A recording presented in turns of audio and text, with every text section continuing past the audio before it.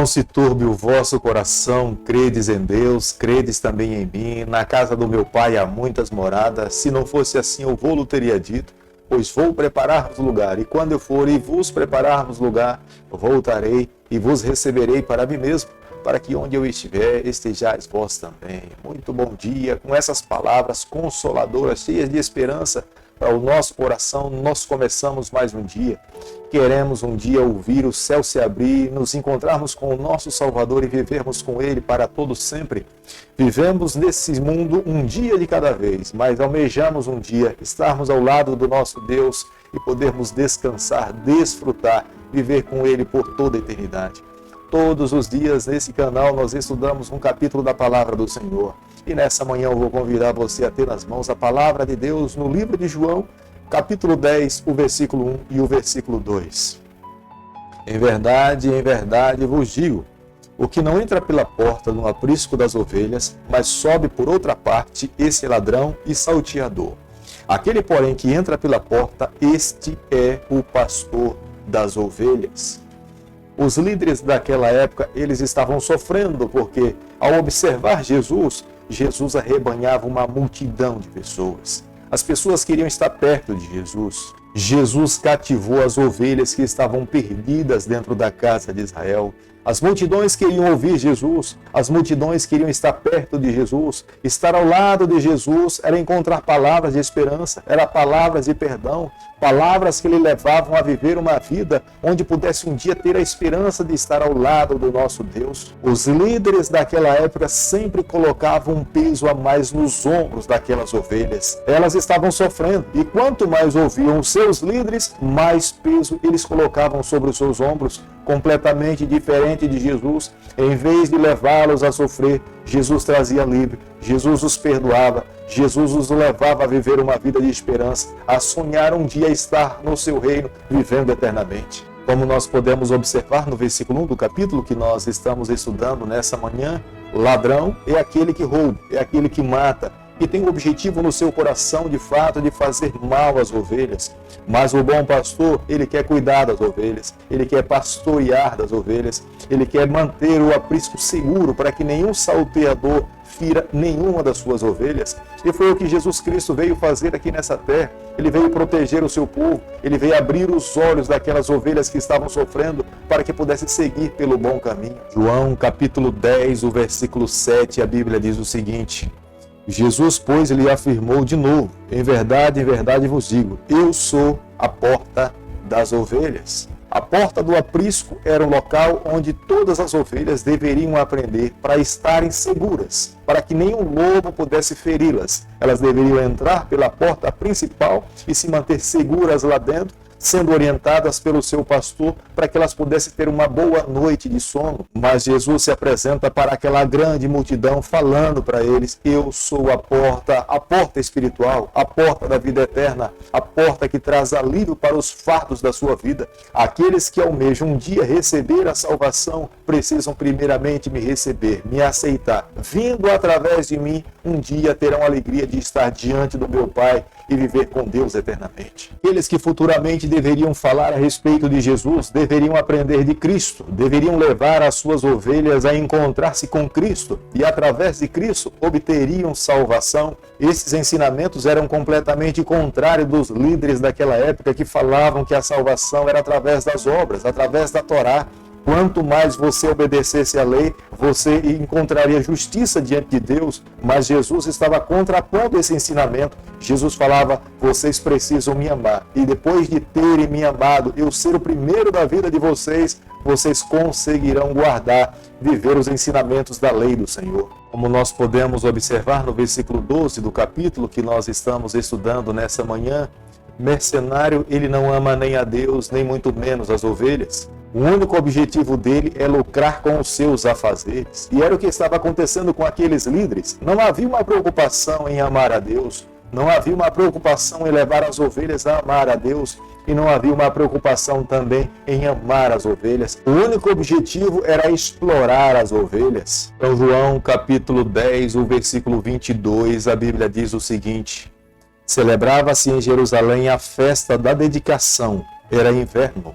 Essa festa da dedicação foi estabelecida por Judas Macabeus. O objetivo dessa festa era trazer a purificação do templo que tinha sido profanado por Antíoco Epifânio, o rei da Síria. Essa festa era celebrada pelos judeus no mês de dezembro. Foi nesse período em que Jesus estava andando dentro do templo e foi interrogado por alguns judeus. A interrogação desses judeus não era para entregar o seu coração a Jesus Cristo, mas o objetivo em perguntar a Jesus se ele de fato era o verdadeiro rei dos judeus era com o objetivo de condenar a Jesus, pegar Jesus pelas suas próprias palavras e levá-lo à cruz. No versículo 25, claramente, Jesus se volta para aqueles que tinham lhe perguntado e falou que as suas obras testificavam de quem ele era.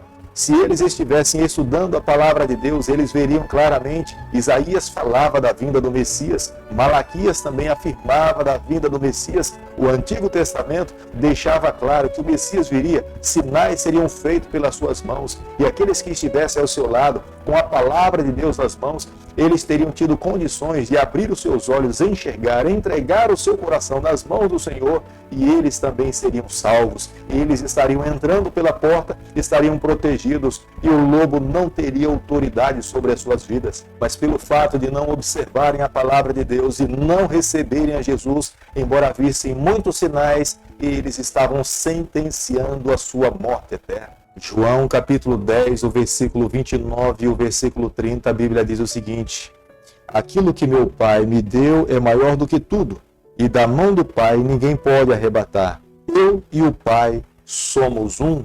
Jesus, nesse momento, diante daquela multidão, Jesus trazia resposta. Jesus fazia afirmação a respeito de quem era ele.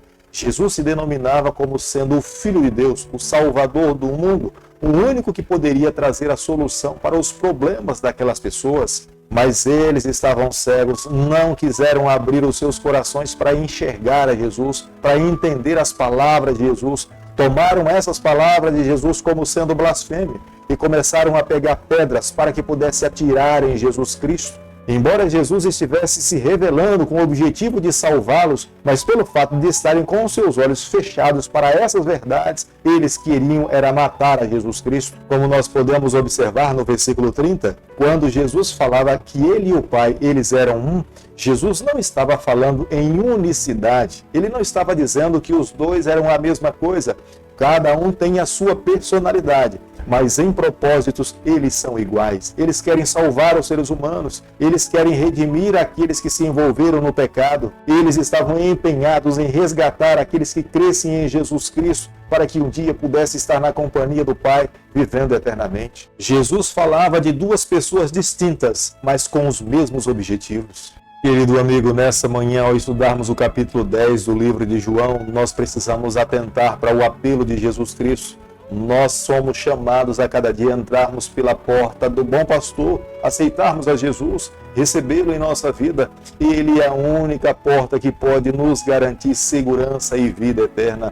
Se nós entrarmos por alguma outra porta, nós poderemos ser considerados como sendo salteadores e indignos de permanecermos dentro do rebanho do Senhor. Mas se nós entrarmos através dele, nós estaremos seguros, nós seremos aceitos pelo Pai e nós estaremos ao lado do nosso Deus, vivendo eternamente. Quando estudamos a Bíblia, podemos ver claramente que Jesus é o Filho de Deus, ele é o nosso Salvador. Os seus sinais revelam que, de fato, ele é de origem divina. Jamais um ser humano conseguiria viver e fazer os sinais que Jesus realizou, mas através dos sinais de Jesus Cristo podemos ver claramente que ele é divino, que ele é o nosso Salvador e aqueles que ele recebem na sua vida estão entrando pela porta da vida eterna. Jesus nos alerta nesse capítulo a respeito dos falsos mestres, dos falsos ensinadores, daqueles que estão nesse mundo com a Bíblia na mão, mas não ensinam verdadeiramente o caminho que deve ser seguido. Muitas vezes são líderes com o único objetivo de se aproveitar das ovelhas, mas não querem levá-las a amar a palavra de Deus e muito menos amar ao Senhor. Deus nos convida nessa manhã a fazermos uma distinção clara. Quem são os líderes verdadeiros e quem são aqueles líderes falsos.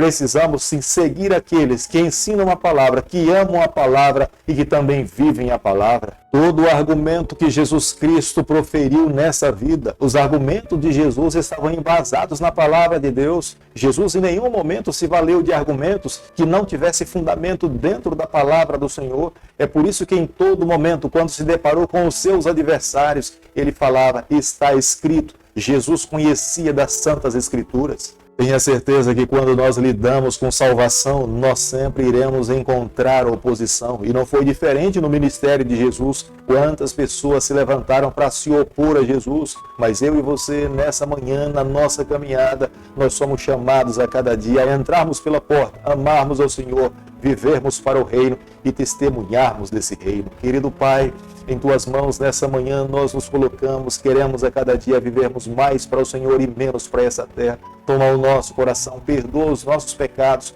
nos conceda a graça de um dia estarmos com o Senhor por toda a eternidade. É o que nós te pedimos, é o que nós te agradecemos e o fazemos em nome de Jesus. Que o Senhor te abençoe e te guarde. Que Ele faça resplandecer o seu rosto sobre você. Que Ele tenha misericórdia de você. Que sobre você nessa manhã Ele levante seu rosto e conceda a sua paz em nome de Jesus. Amém.